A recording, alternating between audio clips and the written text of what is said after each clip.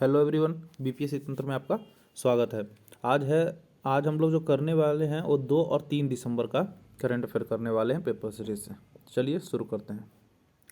ये देखिए, सबसे ज़्यादा सावधान रहने की ज़रूरत अब है क्योंकि ओमिक्रॉन वेरिएंट जो है कोरोना का, वो इंडिया में आ गया है। 2 लोग इसके कर्नाटका में पॉजिटिव मिल चुके हैं।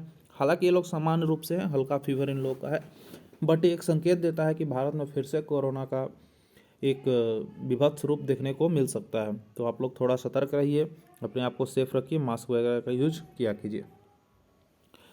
ये देखिए, ज़मीन के नक्शे के साथ ही अब दखल खारिज भी होगा। मतलब अगर आप म्यूटेशन करते हैं, कोई ज़मीन वगैरह लेते हैं खरीद बिक्री, या फिर आपका जो ज़मीन है उसका जब दखल खारिज आप कीजिएगा तो उसके साथ नक्शे का भी दखल खारिज करवाना होगा कि ये आपका नक्शा है। और ऐसा करने वाला बिहार पहला स्टेट बन गया है। ये देखिए, दखल खारिज के साथ नक्शा देने वाला पहला राज्य कौन बन गया है? बिहार बन गया है। तो इस तरह से अभी जो चल रहा है बिहार में ज़मीन, देखिए सबसे ज़्यादा अगर बिहार में कोई केस वगैरह या इशू होता है तो ज़मीनी विवाद होता है। इसके लिए सबसे बड़ी दिक्कत है कि जो अभी तक कागजात हैं, खतियान हैं, वो क्लियर नहीं है। कुछ तो अदर लैंग्वेज जैसे कैथी लैंग्वेज वगैरह में लिखे हुए हैं, और कुछ ऐसे मतलब डिजाइंस वगैरह हैं जिनको पढ़ पाना मुश्किल है। तो बिहार सरकार इस बार चाह रही है कि एक बेटर तरह से अपने ज़मीन का लैंडमार्क करे, उसको बनाए। तो उसी में एक नया कदम उठाया गया है कि अब ज़मीन के नक्शे के साथ क्या होगा? दखल खारिज होगा। तो ये देने वाला पहला बिहार बन गया है। और भी जो जो सुधार करेगी बिहार सरकार, हम लोग धीरे धीरे देखेंगे। ये देखिए, ये बहुत ही इम्पोर्टेंट न्यूज है कि बिहार में देश का सबसे बड़ा सोना का भंडार है। 44% लगभग भंडार कहाँ है? बिहार में। और बिहार के भी जमुई वाले एरिए में, जमुई के सोनो क्षेत्र, जगह का नाम भी है, जमुई के सोनो क्षेत्र में है सबसे बड़ा भंडार। तो भी है, एक तो क्वेश्चन भी आपका पूछ सकता है। और अगर अदर वे में भी देखें कि एक तरफ बिहार एक बीमारू राज्य या फिर गरीब राज्य है, तो उसके लिए भी बहुत अच्छा न्यूज़ है। नीति आयोग का न्यूज़ है, तो या नीति आयोग का सर्वे है, तो कुछ तो ज़रूर है। खैर देखते हैं, जब इसकी सर्वे होगा, जब इस पर खुदाई वगैरह होगा, तब ध्यान दिया जाएगा। ये देखिए, सरकार, बिहार सरकार क्या चाहती है कि राष्ट्रीय गाद नीति है। अच्छा देखिए, गंगा जो जैसी नदियाँ, जो भी हिमालय नदियाँ हैं, जब वो अपने स्थल से निकलती हैं तो साथ में बहुत सारा गाद लेके आती है। और बिहार के लिए सबसे बड़ा दिक्कत है, क्योंकि बिहार में से जब गंगा जाती है, और जस्ट ही बिहार बंगाल के बॉर्डर पर एक फरक्का बैराज है, फरक्का बांध।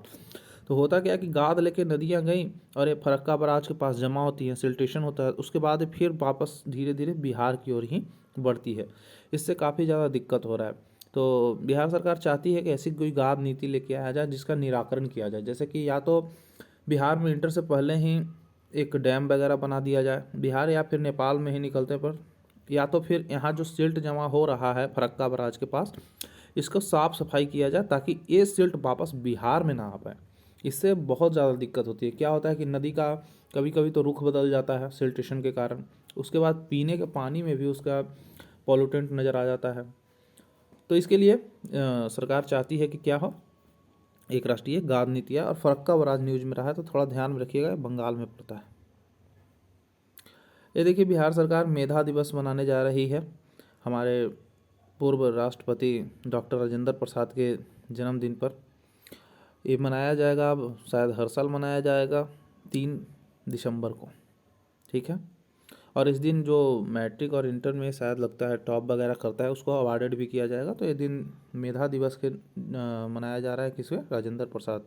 अभी कुछ दिन पहले ही केंद्र सरकार की थी कि सुभाष चंद्र बोस के नाम पर पराक्रम दिवस मनाएगी, पराक्रम दिवस 23 जनवरी को।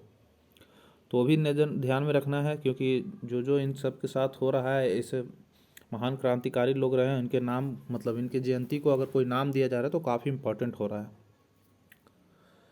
ये चलिए, ये देखिए कि अंतर्राष्ट्रीय विकलांग दिवस मनाया जाता है हर साल 3 दिसंबर को 2021 को। यूएन 1992 से इसको हर साल कंटिन्यू मनाते आ रहा है।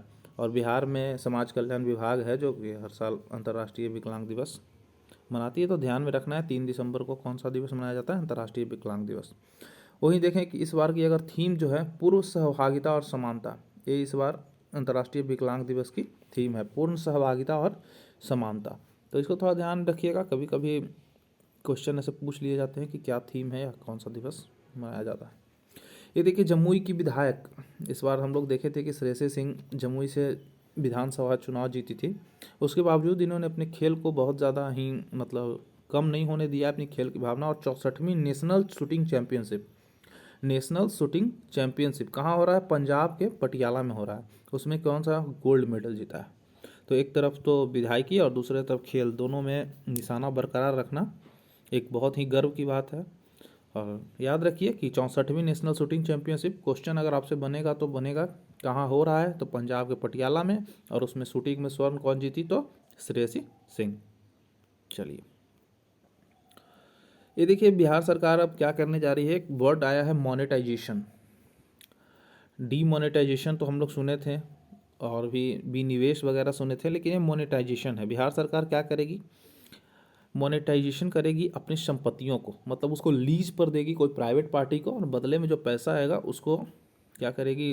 बिहार के विकास में लगाएगी। तो ये देखिए 3 वर्ड है, मोनेटाइजेशन, निजीकरण और विनिवेश। तीनों में अंतर बहुत ही अच्छे से समझाया गया है अगर आप लोग देखिए तो। देखिए मोनेटाइजेशन क्या होता है कि सरकार अपनी संपत्तियां लीज पर एक निश्चित अवधि के लिए प्राइवेट प्लेयर्स को, यानी कि प्राइवेट जो भी कारोबारी हैं उसको देती है। और इसके तहत क्या होती है? राजस्व जुटाती है। अगर आप लीज पर लेंगे 2 साल, 4 साल, 5 साल, 10 साल के लिए, तो उतना आपको पैसा देना होता है और फिर आप अपने हिसाब से कीजिए जो करना है। अच्छा, निजीकरण जब होता है, जो कि देश में बहुत बवाल मचा है, तो निजीकरण में क्या होती है कि अपने शेयर बेचकर सिर्फ मॉनिटरिंग की भूमिका में रह जाती है। आप शेयर बेच दीजिए और सिर्फ मॉनिटरिंग की ही भूमिका में रह जाइएगा कि बस हाँ ठीक ठाक से रहना चाहिए। प्रबंधन जो है वो किसके हाथ में चला जाता है? पूरा मैनेजमेंट हो जाएगा निजी कंपनी जो भी आपसे ले लेगी, निजीकरण में जो भी शेयर ले लेगी तो मैनेजमेंट वही करेगी। जबकि विनिवेश में क्या हो जाता है? जब विनिवेश होता है तो उसमें मेजोरिटी शेयर किसके पास रहता है? गवर्नमेंट के पास ही रह जाता है। और लगभग कहिए तो मैनेजमेंट भी सरकार के ही हाथ में। अब ज़्यादा शेयर रहेगा तो लगभग मैनेजमेंट भी आप ही के हाथ में है। तो बिहार सरकार सबसे अलग हटके कौन सा रुख अपनाई है? मोनेटाइजेशन। ना ये विनिवेश है, ना निजीकरण है, मोनेटाइजेशन है। इसमें लीज पर है अपनी सरकारी संपत्तियां, वो संपत्तियां जिसका गवर्नमेंट यूज नहीं कर रही है। एक तरह से कमेटी बनी है, उसमें डिसाइड किया जाएगा कि हाँ इस जगह का, मान लीजिए कि एक लैंड है, एक टुकड़ा है ज़मीन का और बिहार सरकार यूज नहीं कर रही है, तो उसको लीज पर हम किसी प्राइवेट कंपनी को 10 साल 15 साल के लिए दे सकते हैं और उससे जुटाया जाएगा। तो ये थोड़ा सा आप लोग वही डिफरेंस है अगर पढ़ना चाहें तो। ये देखिए प्रधानमंत्री के मोदी के मिशन की शुरुआत करेंगे नीरज चोपड़ा। देखिए मोदी जी ने 16 अगस्त को कहा था, मतलब ओलंपिक टाइम गोल्ड मेडलिस्ट रहे हैं नीरज चोपड़ा जैवलिन थ्रो में। तो इनसे रिक्वेस्ट की गई थी कि 2023 के स्वतंत्रता दिवस के पहले 75 स्कूलों का दौरा कीजिए और कुपोषण के खिलाफ जागरूकता फैलाएं। हो सके तो स्कूल की बच्चों के साथ खेलें, उन लोग को भी फील आएगा कि नहीं भाई हम लोग तो ओलंपिक मेडलिस्ट के साथ खेल रहे हैं। और जब ऐसे लोग प्रभावी कुछ बोलते हैं तो बच्चों पर ज़्यादा प्रभाव पड़ता है। तो क्वेश्चन आपसे सीधे पूछ सकता है कि प्रधानमंत्री मोदी ने कुपोषण के लिए किसको नियुक्त किया कि 75 स्कूलों का दौरा करना है 2023 से पहले? तो गोल्डन बॉय नीरज कुमार। ये देखिए कि ट्रेन की टक्कर से 2 हाथियों की मौत हो गई और असम में तो काफ़ी रिचुअल के साथ इन लोगों का सबका संस्कार किया गया है स्थानीय लोगों के द्वारा। तो गवर्नमेंट को जल्द ही कुछ ऐसा प्लान करना चाहिए, या तो यहाँ पर बी साउंड यूज करना चाहिए ताकि हाथी पटरी से दूर रहें। और ये बहुत ही मार्मिक दृश्य है। ये देखिए सशस्त्र सेना झंडा दिवस कब मनाया जाता है? 7 दिसंबर 2021 को। मतलब जितने भी सेना है उनके झंडा को सम्मान देने के लिए या फिर उनके बलिदानों को सम्मान देने के लिए मनाया जाता है सशस्त्र सेना झंडा दिवस। तो आप लोग से डायरेक्ट क्वेश्चन ये पूछ सकता है कि 7 दिसंबर को कौन सा दिवस मनाया जाता है, या सशस्त्र सेना झंडा दिवस कब मनाया जाता है? तो 7 दिसंबर को।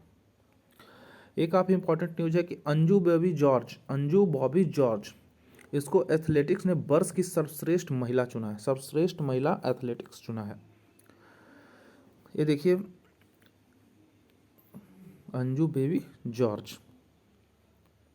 अच्छा, इसके साथ ही अंजू बेबी जॉर्ज जो है वो लंबी कूद यानी कि लॉन्ग जंप से रिलेटेड है और कई बार अवार्ड वगैरह भी मिल चुका है और ओलंपिक भी लाई हैं। तो एक तो न्यूज ये रखना है कि अंजू बेबी जॉर्ज को सर्वश्रेष्ठ महिला है। उसके साथ ही ये देखिए कि पीटी उषा को वेटरन पिन से सम्मानित किया गया है। वेटरन पिन अवार्ड किसको मिला है? पीटी उषा को। और पहला पुरस्कार जो इसमें पाई गई है, मतलब ये अवार्ड जो महिला को मिला है 2 बार मिला है। इससे पहले डेरातू तुलू है, काफ़ी इंपॉर्टेंट नहीं है। मेन इंपॉर्टेंट रखिए अंजू बेबी जॉर्ज को और एक पीटी उषा को मिला है वेटरन पिन अवार्ड। तो ये अंजू बेबी जॉर्ज किस खेल से रिलेटेड है? तो लंबी कूद से, यानी कि लॉन्ग जंप से। और भी इनसे रिलेटेड है, देखिए क्या क्या उपलब्धियां हैं लाई हैं। तो एक खास इंपॉर्टेंट लगा नहीं, बात बाकी अगर आप लोग नोट करना चाहें तो कर सकते हैं। ये देखिए, देश में इलेक्ट्रिक गाड़ी को बढ़ावा देने के लिए एक राउंड टेबल कॉन्फ्रेंस यानी कि राउंड टेबल सम्मेलन गोवा में हो रहा है।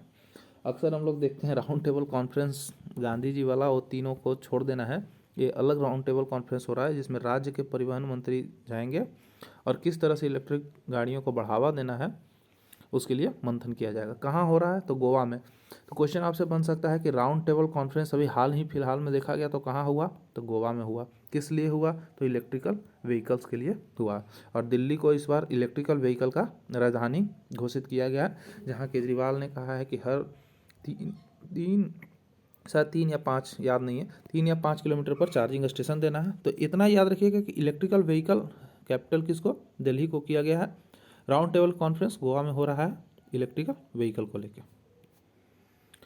ये देखिए कि इफ़को दुनिया में नंबर 1 संस्कारी संस्था बना। इफ़को को एक अवार्ड मिला है, यह दुनिया में सबसे नंबर 1 सहकारी संस्था है। ये इफ़को का काम क्या है? उर्वरक क्षेत्र में उर्वरक उत्पादन करना, और 300 सहकारी समितियों में से 1 नंबर का दर्जा इसको मिला है। ये दिया गया है क्योंकि प्रति व्यक्ति जीडीपी से अधिक कारोबार के अनुपात हेतु, प्रति व्यक्ति जीडीपी से अधिक के कारोबार के अनुपात पर आधारित इसको पहला अवार्ड मिला है।